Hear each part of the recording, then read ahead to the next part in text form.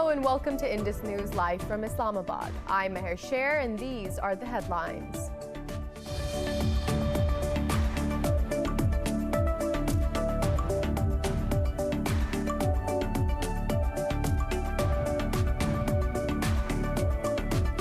Pope Francis has called for an end to violence and extremism in Iraq as he begins his first ever visit to the country. Speaking at the presidential palace in Baghdad, he urged the government and the people of Iraq to jointly combat corruption.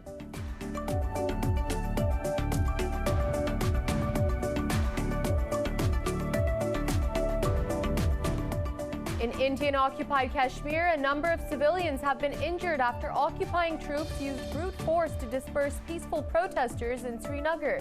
They were protesting against the Indian occupation and for the release of Kashmir leader Mirwais Umar Farooq. Earlier, authorities announced the release of Farooq after almost 20 months of detention. However, the Kashmiri leader was put under house arrest again and was not allowed to deliver the Friday sermon.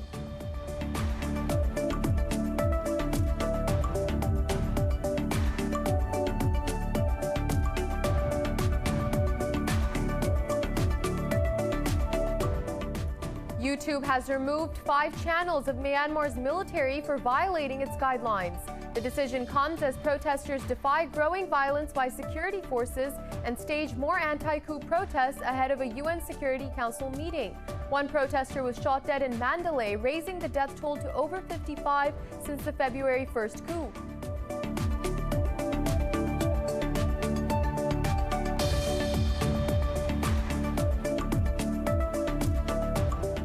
Pakistan's Drug Regulatory Authority has approved the use of China's Sinopharm vaccine for people over 60 years of age. The country has so far recorded more than 587,000 infections and 13,128 deaths. Globally, the virus has claimed over 2.5 million lives and has infected more than 115 million people.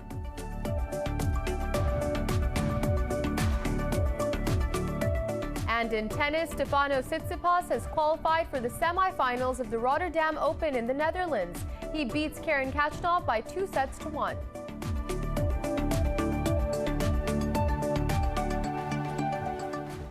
Well, those were the headlines. More news in detail after a short break. Stay with us.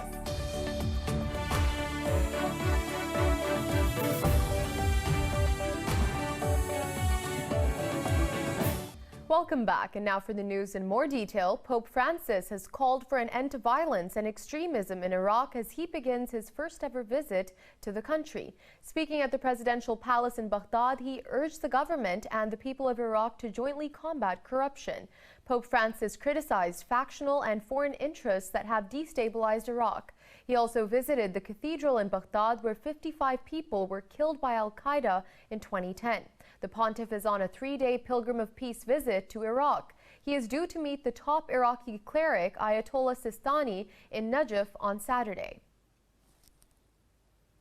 In Indian-occupied Kashmir, a number of civilians have been injured after Indian forces opened fire to disperse peaceful protesters in Srinagar. They were protesting against the Indian occupation and for the release of Kashmiri leader Mirwais Umar Farooq. Authorities had earlier announced to free him, but he was put under house arrest again and was barred from delivering the Friday sermon. Indian atrocities in Kashmir have risen since New Delhi scrapped its autonomy and imposed a curfew in August 2019. Over 300 Kashmiris have been killed and thousands others detained since then.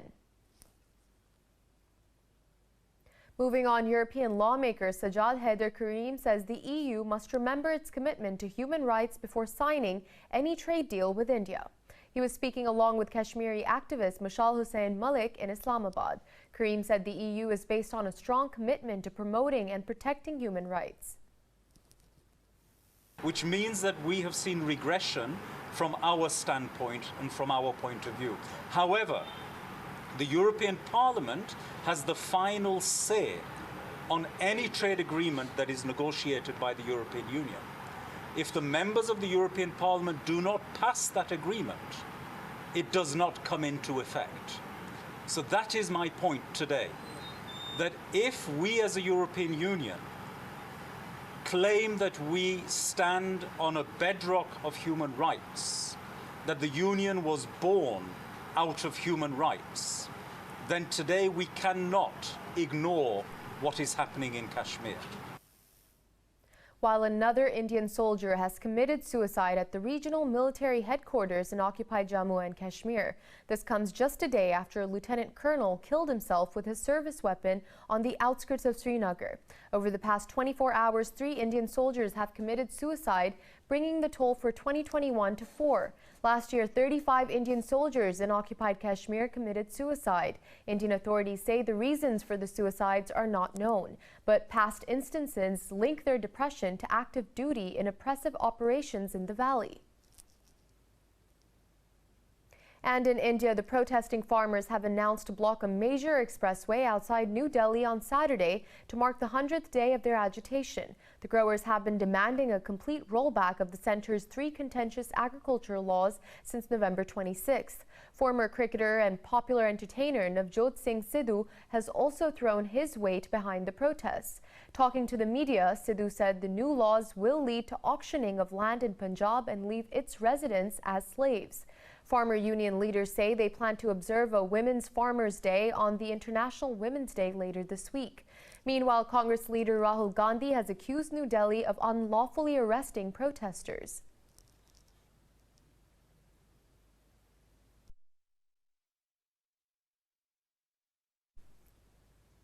Afghan leader Bulletin HEKMATYAR says intra-Afghan peace talks in Qatar have failed. Addressing a press conference, HEKMATYAR gave a 10-day ultimatum to the Afghan government to fulfill his demands. HEKMATYAR demanded the peace process going on in Qatar to be moved to another country. He blamed the Afghan government for deliberately prolonging the peace talks. He added that some elements in the government are hell-bent on sabotaging the peace deal. This development has come just a few days after U.S. envoy Zalmay Khalilzad concluded consultations in Kabul with multiple stakeholders. Moving on, YouTube has removed 5 channels of Myanmar's military for violating its guidelines. The decision comes in the wake of the February 1st military coup, provoking massive public protests. Thousands of protesters marched through Mandalay City yet again, defying the growing violence by security forces. One person was killed as police opened fire at the demonstrators, raising the death toll to at least 55. Thousands have also been arrested. Condemning the crackdown, some Western powers placed sanctions on the ruling junta. Meanwhile, UN Security Council is set to meet on the escalating crisis. And the Arab-led coalition in Yemen says it has downed multiple Houthi drones launched towards different Saudi cities. Coalition spokesperson Colonel Turki al-Maliki said the latest Houthi strikes aimed at Jazan and Khamis Mashahid cities. Al-Maliki said Houthis are deliberately escalating hostile and terrorist assaults on civilians using ballistic missiles. He said these terrorist acts amount to war crimes. Yesterday, Houthi claimed they attacked Saudi oil facility Aramco in Jazan. Houthi strikes against Saudi targets have increased manifold in recent days amid ramped-up international efforts to end the Yemen war. Now, Iran's Foreign Minister Javad Zarif says the 2015 nuclear deal cannot be renegotiated. In a tweet, Zarif called on the U.S. to stop posturing to no avail and implement the Joint Comprehensive Plan of Action. Iran also welcomed a decision by the European powers not to submit an anti-Tehran resolution at the International Atomic Energy Agency. A foreign ministry spokesperson said this will save the road to diplomacy. Saeed Khatibzadeh said the plan was dropped after intensive diplomatic efforts in Tehran and capitals of all member states, specifically France, Germany, and the UK, as well as support from China and Russia. Now, Turkey says it has neutralized 5 militants of the Kurdistan Workers' Party in northern Syria. The Defense Ministry says the fighters were attempting to infiltrate the Operation Euphrates Shield region. It said the fighters were aiming to disturb the peace and security environment. The ministry said it will continue to target militants in the region. The Euphrates Shield is one of the 3 military operations that Ankara launched in northern Syria. Ankara holds the fighter group responsible for the deaths of some 40,000 people in a 30-year conflict. Meanwhile, in Senegal, authorities block internet access as protests over the detention of opposition leader Ousmane Sonko intensify. One person was killed in clashes over the past 2 days. Sonko is detained over rape accusations, but he accused the government of making up the rape charge against him to undermine the opposition. Bracing for more protests, the government has summoned the army. Meanwhile, Amnesty International expressed concerns over the situation. In Somalia, at least 7 soldiers have been killed after Al-Shabaab militants stormed a jail in the semi-autonomous state of Puntland. The militant group said it freed 400 prisoners in the assault on the main prison in Bosaso City. Security forces said an operation is underway to recapture the prisoners. Al-Shabaab frequently carries out such attacks in Somalia as part of its campaign to oust the central government. And China says it will deter any separatist activity seeking Taiwan's independence, but is committed to peace and reunification. In an address to Parliament, Premier Li Keqiang said Beijing stands firmly by the One China principle. Premier Li Keqiang pledged that efforts to strengthen the People's Liberation Army will continue amid security threats. Beijing also decided to increase the country's defense spending by nearly 7% year-on-year. The meeting stressed that Beijing has zero tolerance for anyone who seeks to undermine the One China policy. We will stay true to the letter and spirit of the principle of one country, two systems, under which the people of Hong Kong administer Hong Kong and the people of Macau administer Macau, both with a high degree of autonomy. The Parliament has also decided that elections for Hong Kong's legislature will likely be deferred for a second year to September 2022. And now moving on, NATO Secretary General says the European Union cannot be expected to defend Europe from security challenges. In an interview, Jens Stoltenberg said the European Union does not have an army of its own. He warned Europe's security depended on close transatlantic bonds and not on a quest for the continent's strategic autonomy. Stoltenberg said the EU is seeking a more geopolitical role with its foreign and defense industry policy. The NATO chief welcomed Brussels' efforts to boost spending and streamline its defense industry. He said any attempt to divide Europe and North America would weaken NATO and divide Europe. Moving on, the U.S. Senate has voted to take up President Joe Biden's $1.9 trillion coronavirus aid bill. However, the upper chamber put off the start of a contentious debate until the full text of the 628-page bill is read aloud. A vote on the final passage of the bill is expected to come over the weekend. The party line vote of 50 to 51 illustrated that Democrats can expect little if there is any Republican support. Meanwhile, President Biden says he will continue to speak to Republicans about the bill. I've been talking to a lot of my Republican friends in the House and the Senate, continue to do that, and we have. We've have a number of meetings with Republicans on the coronavirus bill, and House, Senate, a combination of both, so we're keeping everybody informed. More stories after a short break. Stay with us.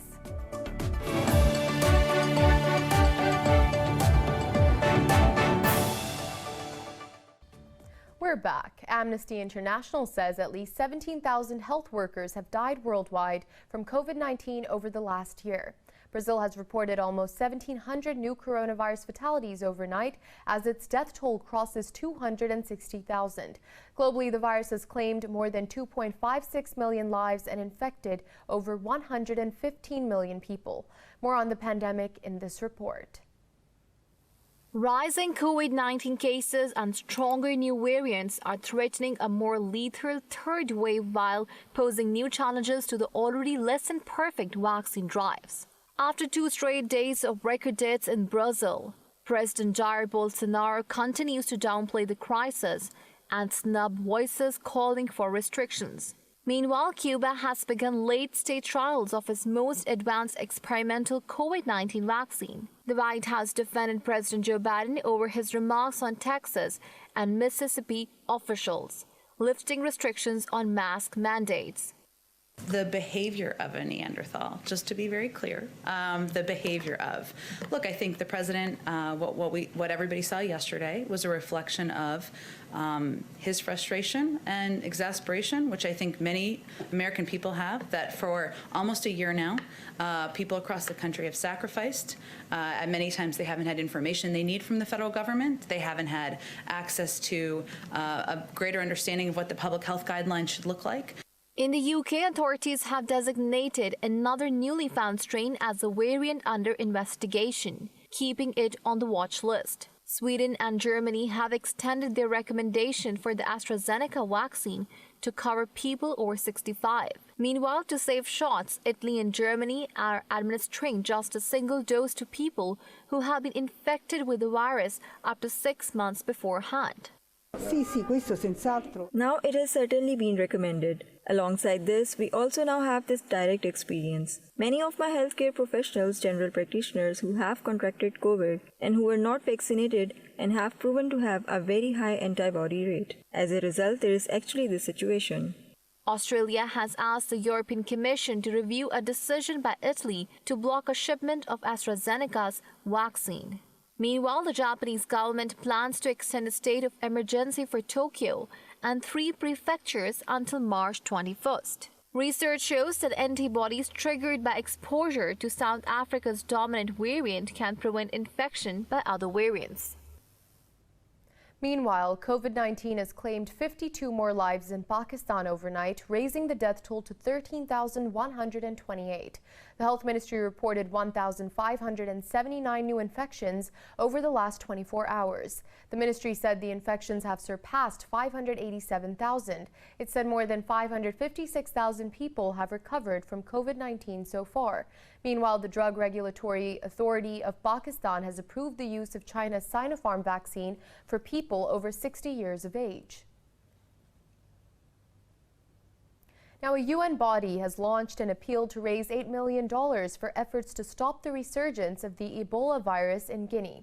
In a statement, the International Organization for Migration said the funds will be used to support outbreak preparedness. Authorities in Guinea declared an Ebola outbreak in its southeastern region last month for the first time since the 2014-2016 crisis. The UN body said 8 people have been killed so far from the virus, with 13 confirmed cases.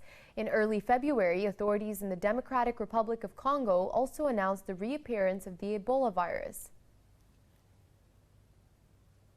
Now, in Germany, a court has temporarily prohibited the intelligence agency from placing the far-right AfD party under surveillance.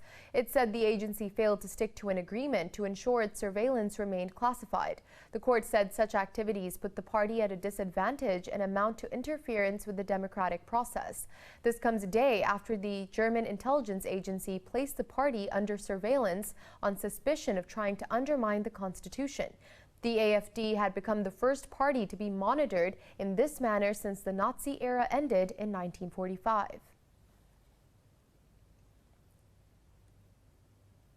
Scientists have spotted a new planet orbiting a star relatively near to our solar system. The discovery may offer a prime opportunity to study the atmosphere of a rocky Earth-like alien world. Scientists say Gliese 486b, also classified as a super-Earth, is not itself a promising candidate for being a refuge for life. However, its study is expected to provide scientists with highly valuable data. It can help them decipher the atmospheres of other exoplanets that may host alien life. Located in our celestial neighborhood about 26 light-years away, Gliese 486b is one of the closest exoplanets to Earth. It has a rocky surface like Earth and is thought to be inhospitable, hot and dry like Venus, with possible rivers of lava. Now, in Russia's Northwest Karelia region has staged an exhibition in the freezing waters of the White Sea. More about this unique exhibition in this report. The ice of the White Sea is a strange setting for an art display. At the end of February, photographer Viktor Lyagushkin and artist Denis Lotrev brought their pictures, paintings and sculptures to the frozen sea to pull them into the water. To see the exhibition, visitors have to put on a diving suit and brace temperatures close to zero. The pictures are cool. I saw them before, but under the sea. They look different. The effect is very interesting. With the light of a torch, they begin to shine and look tri-dimensional. Laya Gushkin, known for his works for National Geographic, put up pictures of the White Sea flora and fauna. It is well known that the climate is changing. It is a fact, although it is -30 today. The White Sea is the southernmost of all Arctic seas. It changes very fast. It may happen that those creatures, whose life is frozen onto the ice, will become extinct in the White Sea in the nearest future. That is why we are taking pictures with them and put them on display underwater, to let them survive at least on the photographs because they cannot become extinct in the White Sea. Artworks will stay on display till approximately April 15th, till the ice starts melting. Then the masterpieces will return to the studio. In 1988, Eddie Murphy's Coming to America opened to widespread acclaim. The movie catapulted Murphy to international stardom. More than 30 years later, the Hollywood A-lister and Arsenio Hall are reprising their roles in a sequel. More details in this report. I am Hakim Jaffer, King of Zamunda. You are the heir to the throne. Yes, my father. Just like old wine, comedian Eddie Murphy is getting better and better every day. The plot will revolve around the adventure of newly crowned King Akeem, played by Murphy himself. Comedian Tracy Morgan says he is overjoyed to land a role in the film. What? #family. That's the last surprise. And to be considered to be a part of it and to play the role that I played, man, I would have did any role in this movie, but to be the boy's uncle, I'm directly connected with Eddie in this movie, so we all family, and that's how we felt. Most of the original cast is making their return in the sequel, including James Earl Jones as King Yaffe Joffer and Sherry Headley as Akeem's wife Lisa. Another new face includes Murphy's daughter, Bella Murphy. I think he just saw how passionate I was about it, and he made an exception and asked me if I wanted to audition for the princess, which I was like, yes, I do. And then I went in and did it, and yeah. He's supposed to be like the prince of Wakanda. Wakanda is a fictional place. Not to everybody. Zamunda is a very real nation.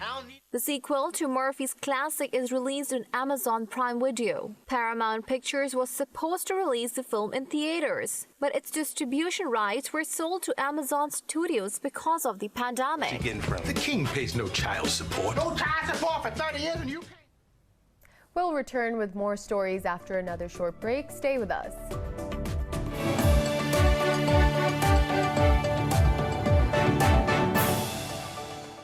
We're back with the latest in business. China is aiming for an economic growth rate above 6% in 2021. Premier Li Keqiang has made the announcement at the opening of this year's National People's Congress. The target marks a return to strong growth after the COVID-19 pandemic impacted the world's second-largest economy. The premier said this will enable the government to devote full energy to promoting reform and development. Last year, China's economy grew only 2.3%, making it the weakest in decades. But the economy grew in the second half of 2020 as China was the only major global economy to post gains. Now, the Wall Street stocks have opened higher after data showed faster than expected jobs growth in February. Investors reinforced bets on an economic rebound supported by massive fiscal stimulus and vaccination drives. The Dow Jones Industrial Average Index traded fractionally higher at open. Nasdaq Composite traded nearly 1% higher, while the S&P 500 index landed in the positive territory. Meanwhile, oil prices hit a 14-month high after OPEC Plus extended output cuts.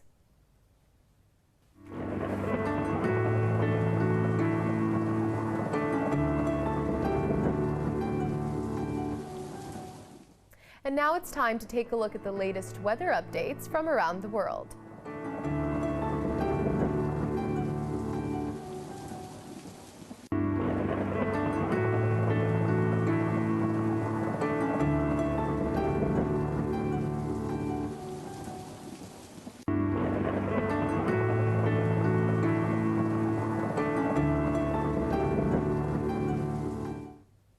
For for the latest updates, you can follow us on social media at indus.news.